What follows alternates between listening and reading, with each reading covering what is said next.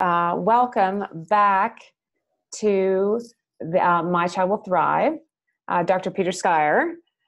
We are very fortunate that he shares his time with us from time to time to talk about a number of the things that are important to us as parents of children with neurodevelopmental disorders.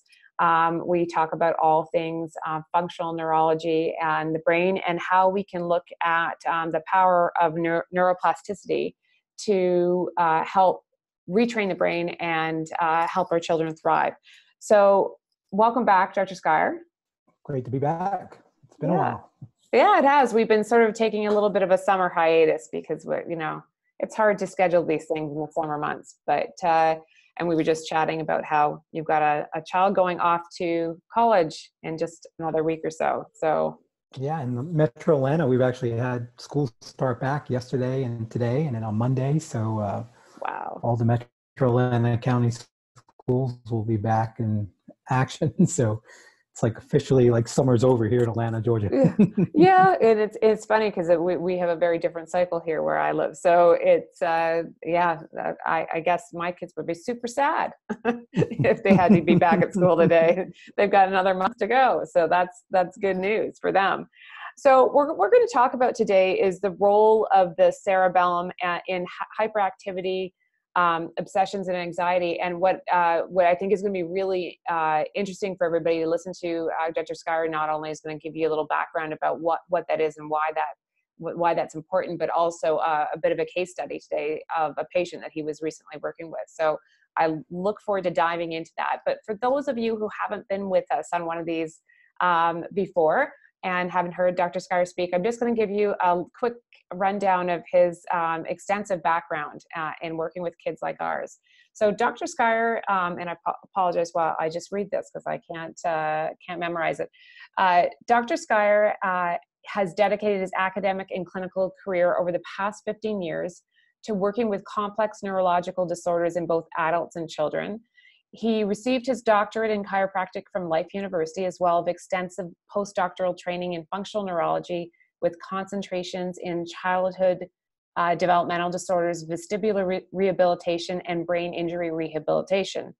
In addition to his functional neurology training, Dr. Schreier has amassed thousands of hours of continuing education in the areas of functional immunology, functional endocrinology, and advanced concepts in neurochemistry and nutrition over the past decade. Since 2004, Dr. Schreier has collaborated with Dr. Robert Melillo, the founder of the Brain Balance Centers and Hemispheric Integration Therapy. And after a decade of working with children, or actually a lot more than that now, hasn't it? Dr. Schreier established Schreier Integrative Health Center in Atlanta, which specializes in complex neurological and metabolic disorders, utilizing the latest advancements in neurological rehab and diagnostic testing. He's also a founding member of the International Association of Functional Neurology and Rehabilitation, and he served there as president from 2015 to 2016. And as I just mentioned, when he's away from his practice, Dr. Schreier is a dad to two teenagers, his son Nicholas, who's 18, and his daughter Emma, 13. So full complement of things to do every day. So thanks for joining us again today. Absolutely. It's been fun. It's been a fun summer. We've added some new gizmos to the practice the last couple months. So it's actually been really great having my son here. He's getting ready to go off to UGA and maybe study some exercise science. And so it's been really fun having him learn to do some rehab on some adult patients. And we now have a cold laser that we've been using. And I had one years ago and got away from it a little bit and then have come back to it. And now we also introduced the NeuroSage, which is a really fascinating new technology that I think is going to have some really dramatic treatment effects on a lot of different cases that we're working on. It's a virtual reality based program that Dr. Melillo and others are involved with. Dr. Kyle Daigle's involved in it and stuff like that. So we're excited that we're always kind of pushing the envelope and trying to find the latest and greatest cutting edge ways to continue to promote neuroplasticity. And the one thing that the science continues to show us is that we can increase the way these connections are forming. what's really great about what's happening in science is that we're having a better understanding about the mechanisms for why what particular pathways may not be developing as well, and especially in the children's population, and then obviously in the adult population where I'm actually spending most of my clinical time now. So. Yeah.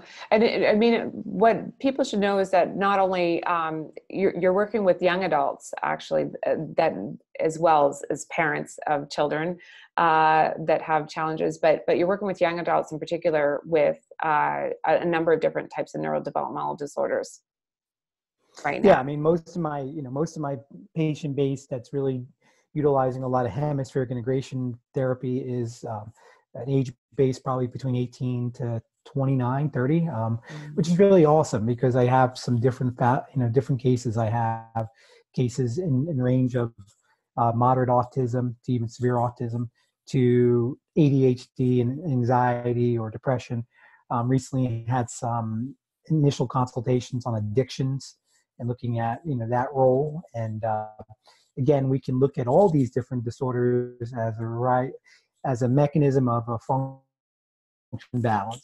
imbalance between the way the hemispheres are actually functioning.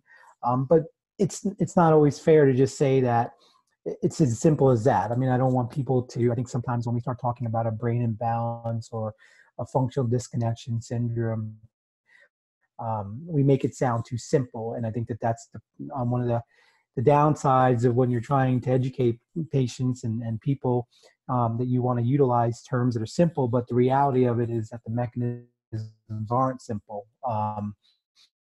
It's very defined, developed. We're looking at stuff on a cellular level in terms of very specific cells in the brains of different parts of the brain, specifically the cerebellum and even the basal ganglia.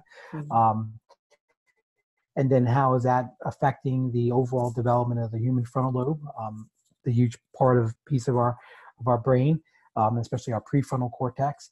So those are things that end up leading to this imbalance or this connectivity imbalance that we see, where we see overgrowth of pathways that are more dense in their development. So we actually call this overconnectivity.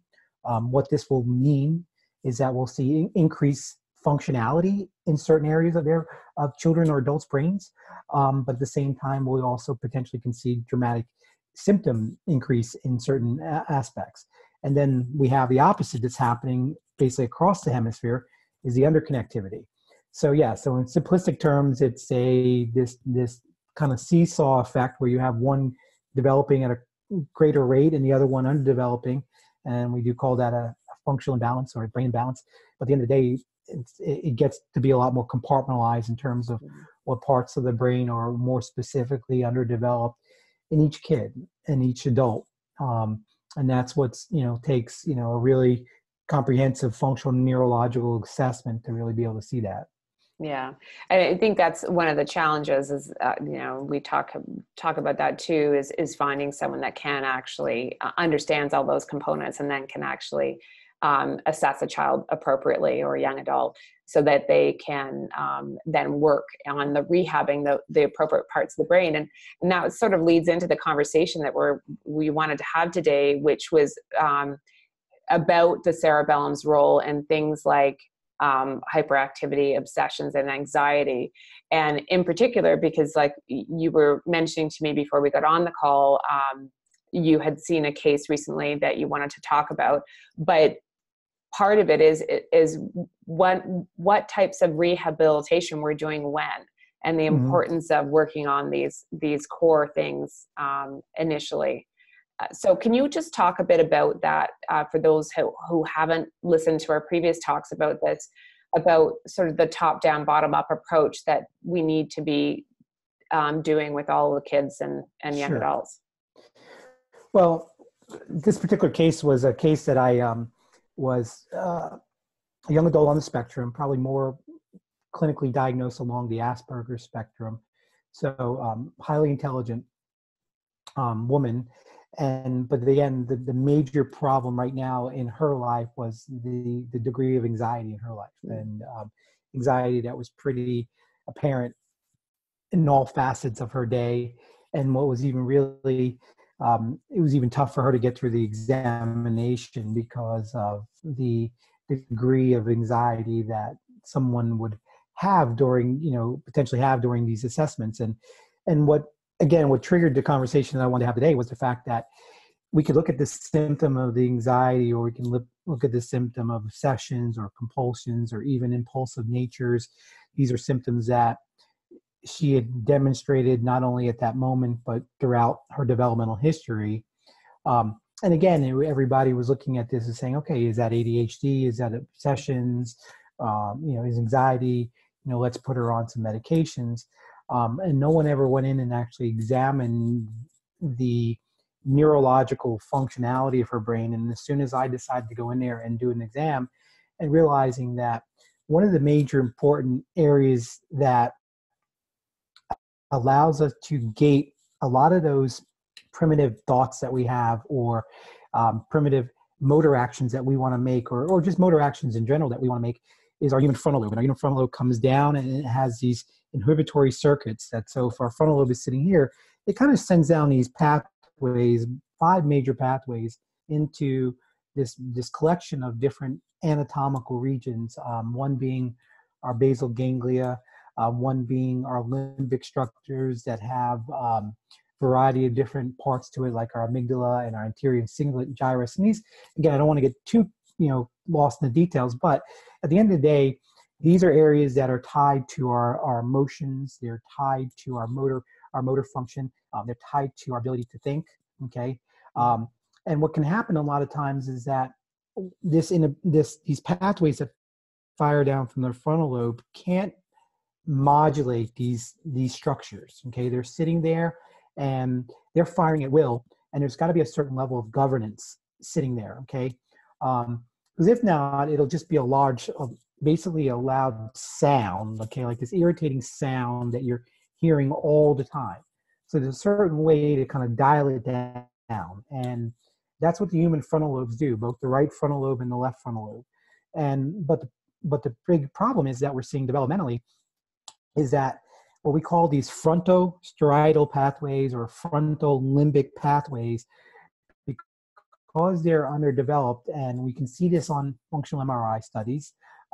There's a plethora of research that shows that this problem has been well-defined in ADHD, well-defined in autism, learning disabilities, etc., depression, anxiety, that we have this loss of modulation there.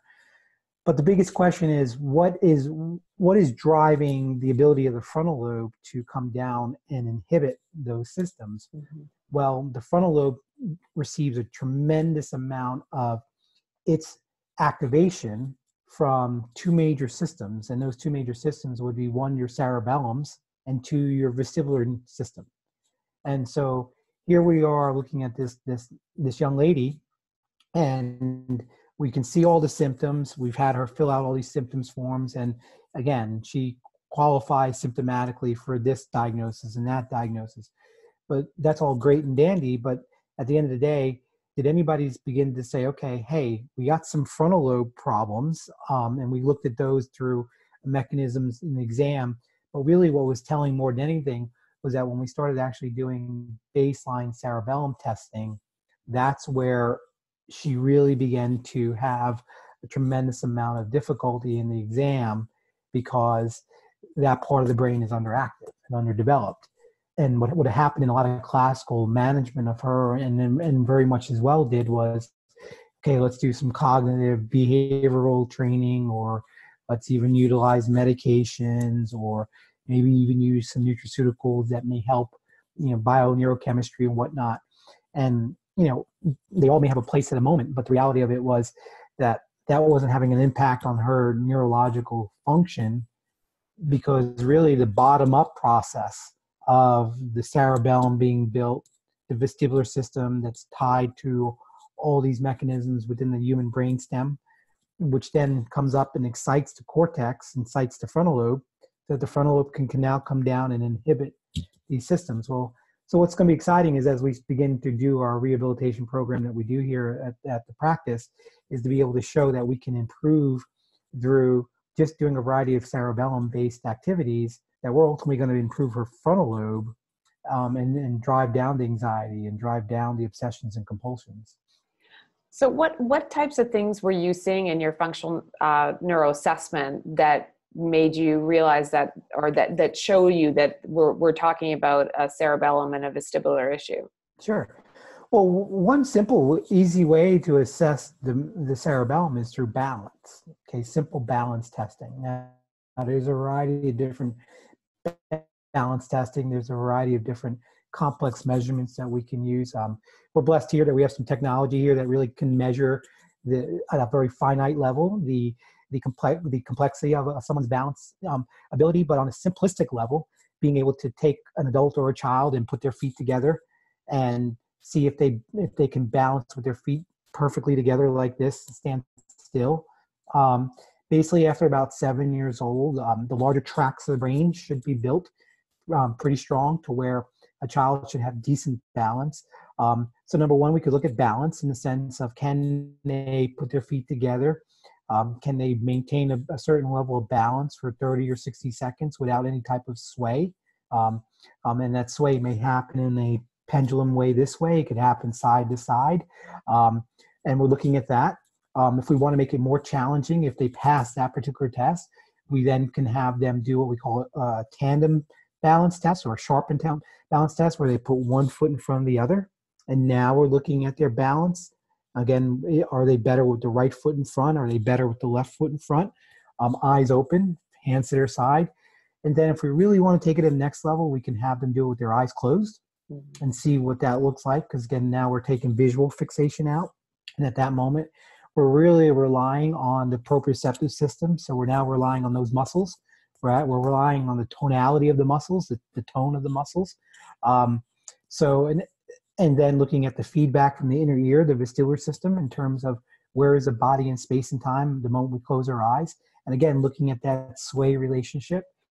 And then we can even take it a step further and then put them on some type of a wobble board or some type of foam block that now really requires them to have an even greater degree of balance. And especially when we get into adults, when we get into adults, we should be able to do some very complex aspects, and from there then be able to look at these balance relationships. So that was one thing that was very clear. And then something as simple as even walking one foot in front of the other and stuff. So that as well. So what did that would be a thing that, Oh, sorry, I didn't mean to interrupt. I think you froze there. Go ahead. That's clinical practice for you. There's always stuff going on. Yep, exactly. I apologize. That's okay. That's real life clinical practice. So what I was going to ask you, sorry, on my end, you froze up a little bit there. So I didn't know if you paused or not. But I was going to ask you, so what does that look like to you when she was in there and you started to do this testing, and how important is it, the degree to which people are challenged in this way? Like you said, I mean, you even get people and kids and young adults, and I know this from talking and working with you, onto balance boards. So how important is it that we all have that ability to do those things in terms of it then impacting higher functions? Well, for starters, again, neurologically, we should, early on development, as certain pathways grow, we have these normative functions. There are normatives on what is an acceptable relationship of balance and what is an acceptable ratio of sway. Okay, so there's normatives on that. There is, we have technology here that allows us to actually look at the normative population of what is good balance look like in the population of children versus young adults and others. So there are these norms in terms of what should be, acceptable levels of balance. Okay. So the idea that I have this imbalance in ability to close my eyes and not sway, again, those are signs that, am I getting the feedback? Because what is really important to understand about the brain is that the brain is receiving all this external feedback from these receptors. We have certain receptors in our muscles. We have very specific receptors that are in our individual muscle fibers. We have receptors in our tendons. We have receptors in our joints that are constantly giving us a feedback relative to gravity, relative to stretch on that muscle. That level of stretch should be very very minute in the sense to where if I'm feeling like I'm falling backwards, my body should react to that very quickly to adjust my balance. But what happens is if for some odd reason those signals are turned down, and usually they're turned down in the presence of low muscle tone. So the hypotonia that we see in many of the children or many of the adults is that now dial on those joint receptors and muscle spindles and tendon organs are now turned down. So what happens, that degree of movement becomes more exaggerated, okay? And then what happens is that, let's say, for example, we want someone to do a movement like this, where a rapid movement of a supination, pronation. Again, one of the things the cerebellum does is it initiates a movement, it terminates a movement, and makes sure that the movement is very smooth in that process. But again, if I have low muscle tone, what may happen in this movement is now I cannot hold my arm out in extension. And then what happens is this movement also, or dyspraxic in its presentation, because what's happening is as the tendons and the joints and the muscle spindles are not feeding into the cerebellum, so they're not feeding into the opposite motor cortex. And so now the motor cortex that is designed on this side to come down and control this motor action, we're not going to get the smooth motor action. And so we saw that in a lot of instances when we were comparing one hand versus the other in terms of functionality, having someone hold out their hands like this and rapidly alternate from a pronation to a supination position, or they're playing a piano. These are very classical cerebellum tests, and we're looking at the cerebellum in presentation of a problem on an ipsilateral side, because usually what we see is that we usually see primarily this one cerebellum have more issues. We can see it bilaterally, but we'll see more generally on one. And if that primary one is more on the left side of the cerebellum, or the left cerebellum, it's going to affect the contralateral hemisphere, and in this case, the right-hand side of the brain. And that's going to lead to a lot of this deficits that we may see in right hemispheric function and stuff. So again, it's really looking at these parameters to say, okay, hey, all of a sudden now I can't do this motor action where, for instance, one of the things we noticed too is that when not only was it having a difficulty when we put the foot in this tandem stance, one foot in front of the other, heel to toe, but also the execution of that movement. So now all of a sudden, okay, put one foot in front of the other. All right, what exactly do you want me to do? And so looking at that motor dyspraxia in that relationship. Yeah. So you just talked about how when you're seeing things in the right, or in the left cerebellum in terms of what's going to happen in terms of the right hemisphere. Can you talk about, for those that aren't familiar, what types of deficits you start to see? And this is where the hemispheric model comes in, and why we want to rehab that weaker side of a particular part of the brain in order to then impact the other side.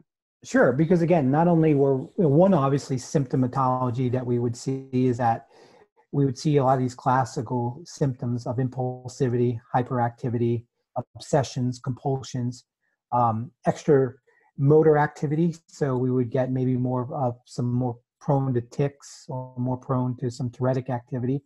And on a cognitive level, because what was interesting about this young adult case is that as we did the history to look at what were the cognitive strengths and weaknesses, difficulty in written expression, difficulty in reading comprehension, very developed vocabulary, very developed, a good speller, but yet when it came down to being able to write her thoughts down or be able to interpret poems or understand on a comprehensive level the meaning of of something, or looking at the context of language, the looking at similes and metaphors, all this very contextual relationship of our language, a more implicit relationship, as opposed to a very black and white.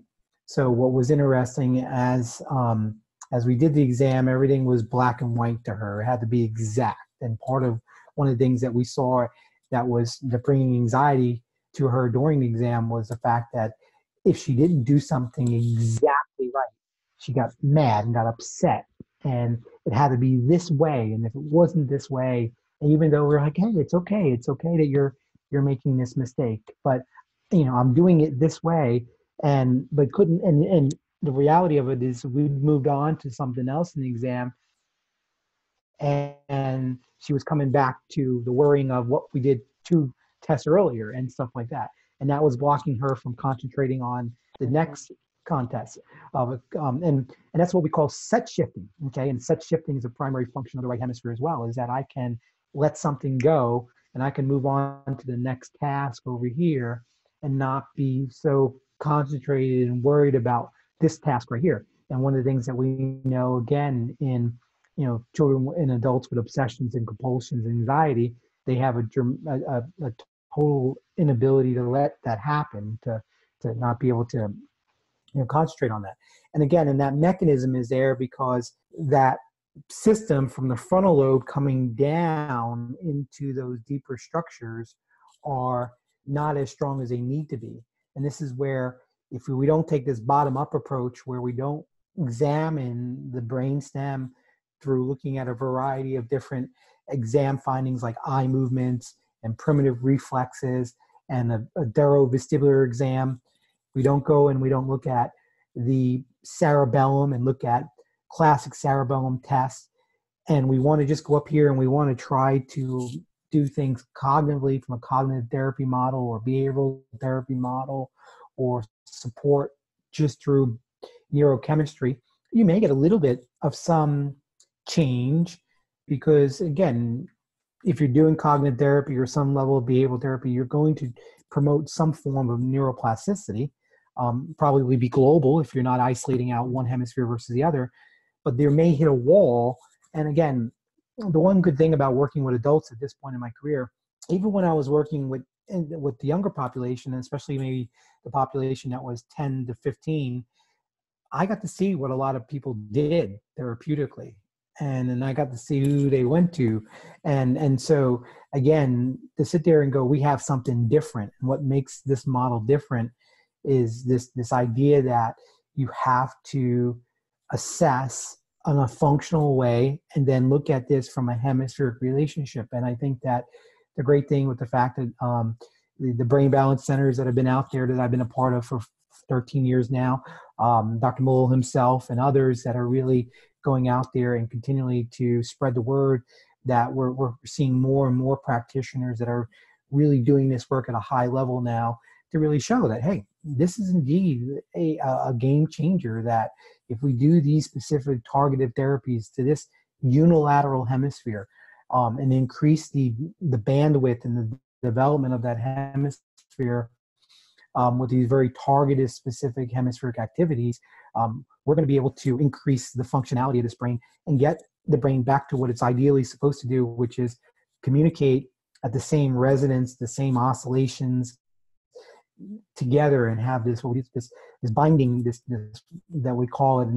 It's actually in neurology they call it the binding effect, where these hemispheres are literally the neurocircuits are literally oscillating at the same speed, and so they can communicate to each other at a holistic level, because you need both hemispheres. You cannot just solely rely on one hemisphere.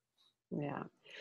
One of the things that I think a lot of people want to understand is, when we talk about the rehab, there's lots of different exercises that are involved in tools and different ways you can go about doing this. But can you talk a little bit about what type of progress and when you see progress? I know when you do, because I've been there to do that before with you, intensive in-person sessions where you're doing it over a couple of days, you can actually see these things. You can see the results pretty quickly, but of course it needs to continuously be done. So can you just talk about what that looks like from a rehab plan and those Yeah. intensive rehab days and what you tend to see with your patients? Yeah.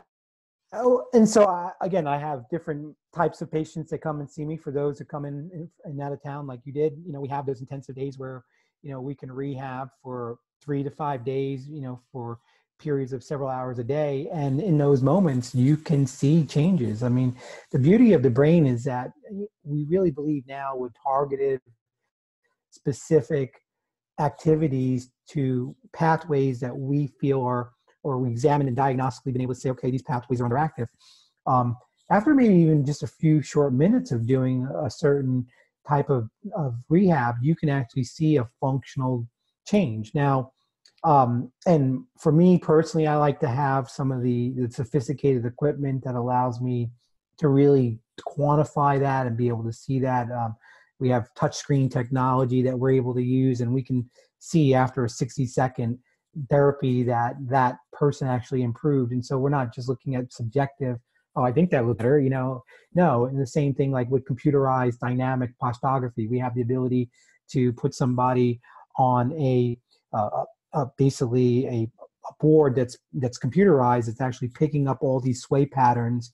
We go in and we do a therapy for 30 seconds or 60 seconds or 90 seconds, whatever the length of that duration of that therapy, and combine that with multiple therapies, and then re-put them on this postography equipment. And the computer is like, oh, okay, guess what? Their sway improved this much, 20% or 30%.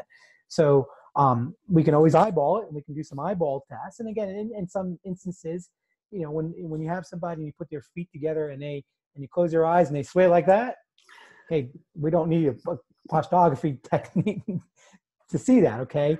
All right, so now all of a sudden we do some rehab to the cerebellum and you close their eyes and they only sway a little bit, you have improvement, okay?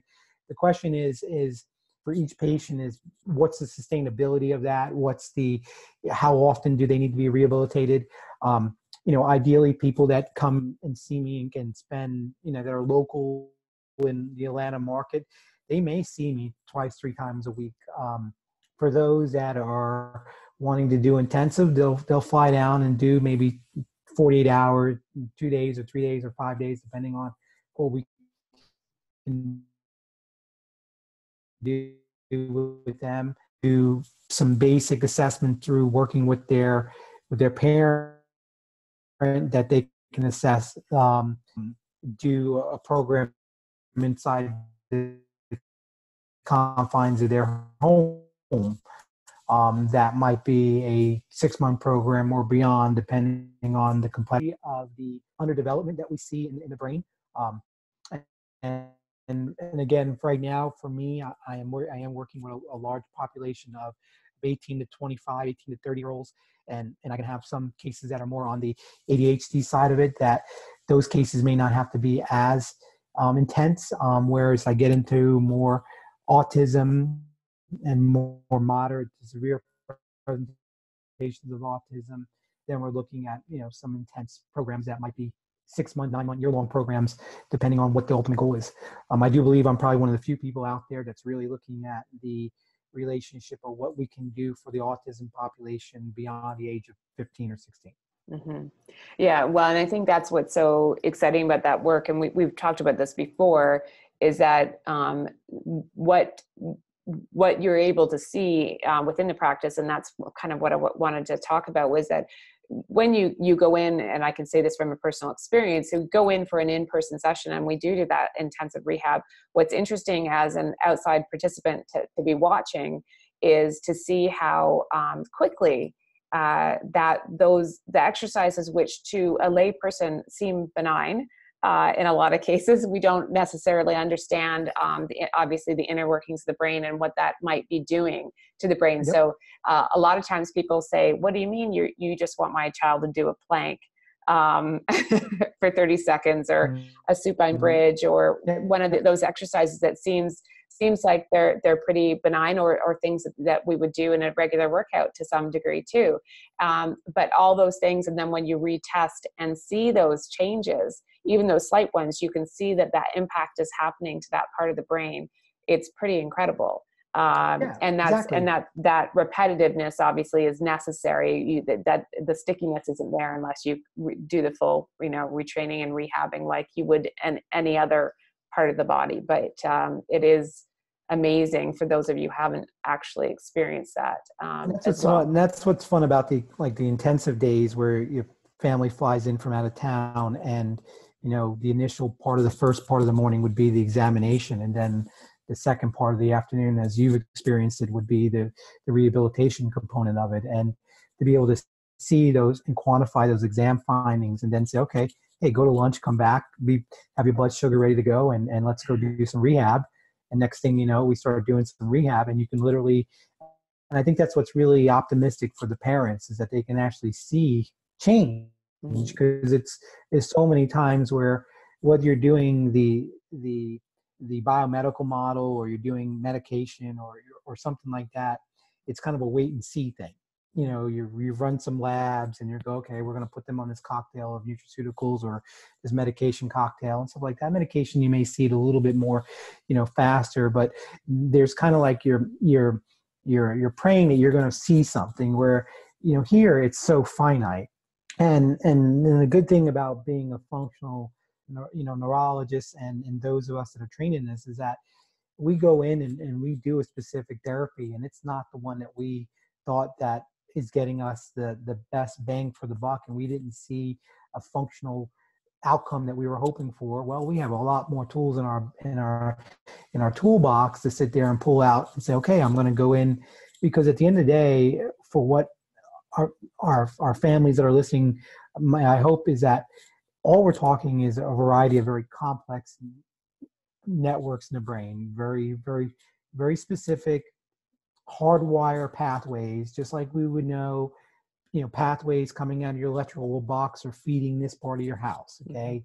And if you got a problem in this part of your house where you're with some type of electrical device or something like that, is it, okay, why all of a sudden you go to plug something into that particular outlet and that outlet's not working? Okay. And over here you plugged your iron into this outlet and this outlet's working. Well, then we know we have a problem to that outlet. So the same thing with the functional exam is that we're taking these very finite neurological pathways that we know. Some of these neurological pathways have been well known for over 200 years of neuroanatomy. Now we've gotten even more finite about them because of the era of brain imaging over the last 30 years. And we really get to see that there's a lot more, basically a lot more sharing of different parts of the brain than we thought in terms of these networks. But overall, the definement of that network, I mean, we know that if we move our eyes a certain direction, there are certain parts of the brain that fire when we do that, whether we move your eyes horizontally or vertically. Okay. There's certain things that allows us to move our arm, our right arm and our left arm and stuff like that. So being able to have that very finite exam finding, that again, what is classical neurological exams. Okay. I think that the one thing I want to stress is that functional neurologists, what makes us different is that we are classically trained in neurological exam at the same level that a medical neurologist is. I just think like the functional medicine world that is trained in lab reading, we just take a very finite look, a very more discrete look at those findings and what they mean to us, as opposed to having these wide findings that exist in the conventional medical world or the conventional medical neurology world. And then at the same time, one of the things that give functional neurologists, I think, another different aspect is that a medical neurologist is going to be very good at being able to look at the symptoms, diagnose the symptoms, maybe order some imaging studies and stuff like that. But they're not actually going to be probably the ones that are actually going to look at this from a functional neurological rehabilitative standpoint. That would be more the domain of OTs or PTs, where chiropractic neurologists, functional neurologists like myself, we have all that extensive training that we not only have the ability diagnostically to assess, that next moment we know exactly what's going to happen therapeutically and how we're going in. Each functional neurology practice within the United States and around the world, we have different. I have some buddies of mine that don't have any gizmos, and they do a great job with patients. And then some of us have a bunch, and then some of us have the Taj Mahal of this kind of stuff. So it really just depends. But at the end of the day, that workup should be very consistent, and then we should be able to go in there and make the desired change, and then see how plastic the individuality of the case is really comes down to what are the individual plasticity ability of the brain. And again, that's going to be based on genetics, epigenetics, the age of the patient, what are we doing on a cellular level with mitochondria function, and we can get into what's going on in the gut. Do we have a neuroinflammatory condition sitting there? Do we have adrenal problems? Do we have blood sugar problems? All those domains of the metabolic aspect that cannot be ignored either. But also some of that stuff is there related to the fact that there is impairments in the development of the brain that are also having a downstream effect on the GI system, or having a problem on how the pituitary adrenal axis is functioning, or the pituitary to thyroid, brain to gut, all those axes that are happening, they're going to have problems. I've yet to see a child or an adult that has underdevelopment in their brain that doesn't have all these metabolic stuff going on simultaneously. So. Yeah, well, actually, you just dove right into a whole bunch of things that I was going to ask you about. So that's awesome. But one of the things I was going to say, and I think what we've also now come up with our topic for our next call, which is talking about how the brain is driving a lot of those metabolic imbalances that we see in our kids. So, but one of the things that I noted when we came, and you mentioned that, is, going off to lunch and making sure they're eating properly in order to then go and do this type of rehab.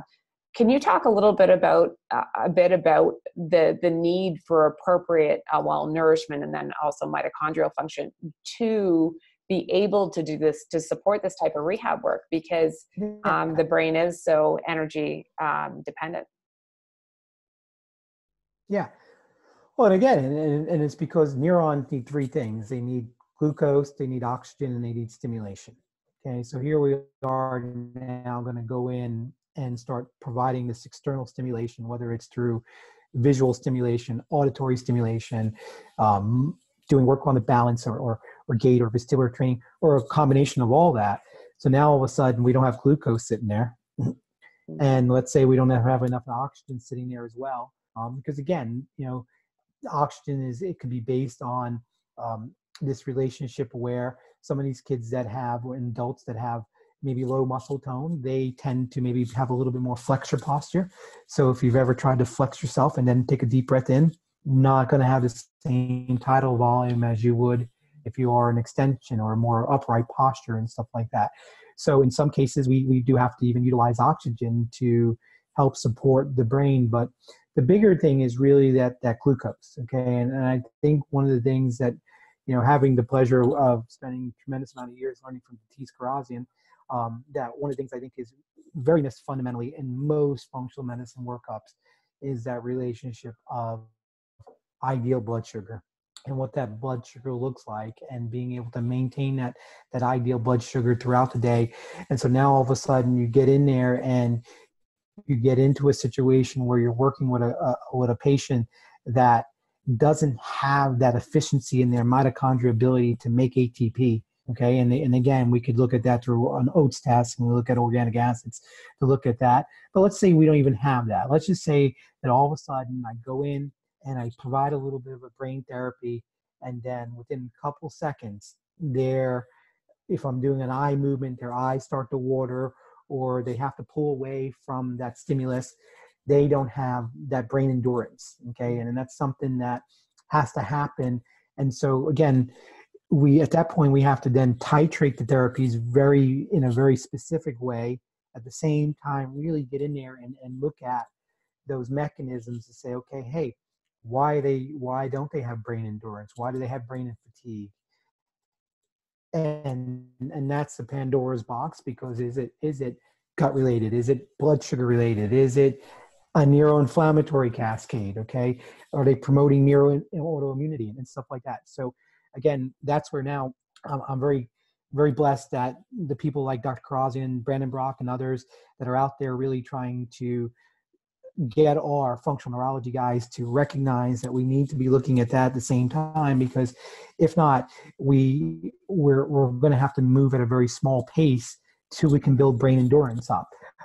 And again, and what I think about it in terms of working with any of these cases, whether it's a child or an adult, you have to find out what that threshold is, and that's where the exam comes into play. Okay, it's like, what can this nervous system at this moment tolerate?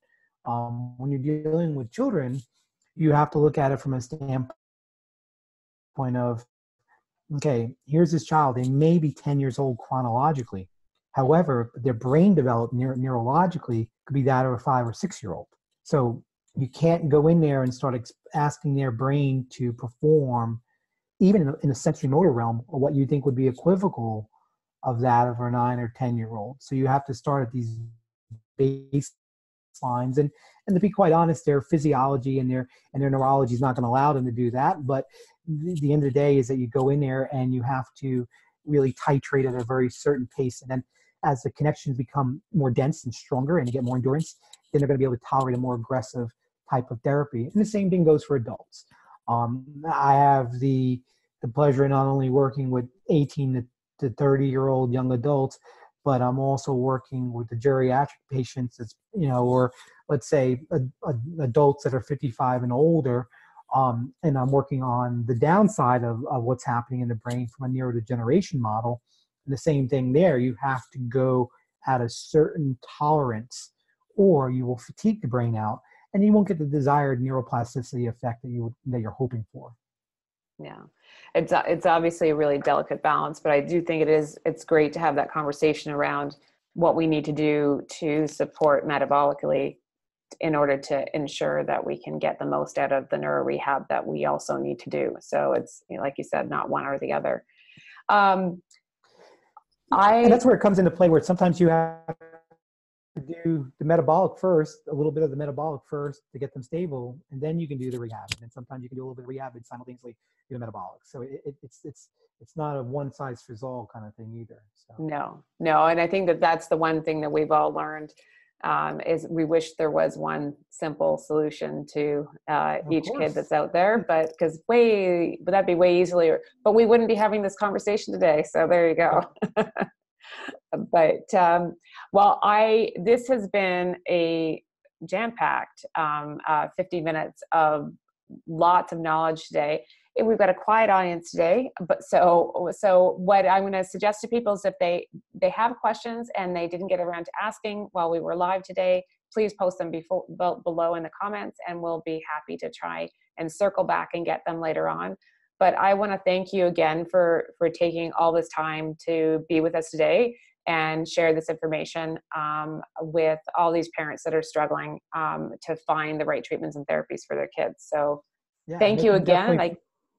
And they can find me on Peter Schuyler DC and reach out to me that way, or they can find me through you and stuff like that, and be glad to talk to them, because that's the good thing about it, is that we can, some of this stuff for people that are like, oh, I can't travel to Atlanta. Well, we can do some of this stuff remotely and so on. So. Yeah, I'm glad you brought that up, because that actually, and it spawns a whole different conversation as well. I think that we want to talk about, there's some recent research that came out with respect to these programs that are being done at home that you help design. So I think we need to have that conversation around that recent research, because people need to know, although like you said, you've got lots of really interesting and cool tools, and amazing if you have access to them, but you don't have to have access to them in order to get the results that you're looking for all the time. So I will be putting a link to your website so people can easily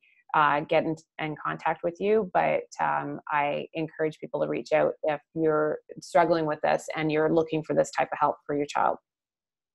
Yeah.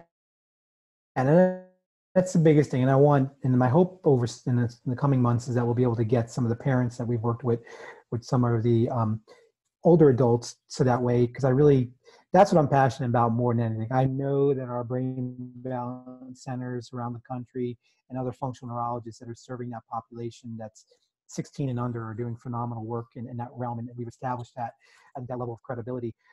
But I get to talk to a lot of my colleagues and stuff like that, and a lot of them are interested in traumatic brain injury and concussion work and athletic performance and stuff like that. So I do feel like I can truly say I might be one of the few that are actually really dug themselves into, this is my particular area that I want to become well known for, and that's that 18 to 30-year-old population. And especially I'm excited because I've seen some things that I didn't even necessarily think that I would see in some of these cases to see where we are. And now, is it intense? Yeah. Are the parents going to say, yeah, we're putting some serious time into it and stuff like that. But I don't think at the same time that they're no longer just giving up and saying, man, that's the best they can be, that they actually see some nuances of things that, like, wow, we hope that we can do that. And or we'd hope that we'd be able to have this function from our child. And sometimes it's not always just simply the development of language. Sometimes it's just some self-help skills or other aspects that they can do daily that they weren't able to do. So. Yeah, well, and it's a really good point. And I know from the multiple conversations we've had about the work that you're doing with the young adult population, there are lots of really important gains that you're seeing with your patients. So I do encourage people to not to give up hope, that you can still see some pretty important functional changes if you look at doing some type of brain rehab. So again, thank you so much for your time. I really appreciate it. And to anybody that still has questions, please make sure you reach out to us and we'll make sure they get answered as soon as we can. Thanks again. Absolutely. Appreciate it so much.